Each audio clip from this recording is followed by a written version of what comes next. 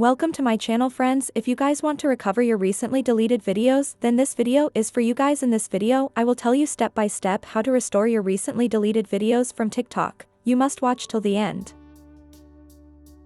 First of all, you have to open TikTok account and tap on top right 3 lines. Now here you have to tap on top right 3 lines. After that, click on settings and privacy.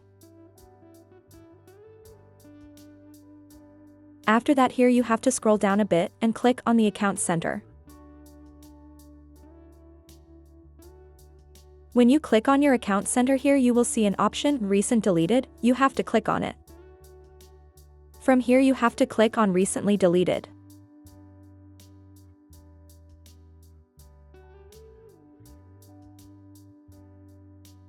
Now here you can see my deleted video has arrived. Now you have to click on this video. When you click on the video, you will see the restore button below. You guys have to click on it. After that, again click on restore. Now after that, if we go to our account and check this video again, here you can see that this video has been restored. In this way you can restore your recently deleted video from TikTok.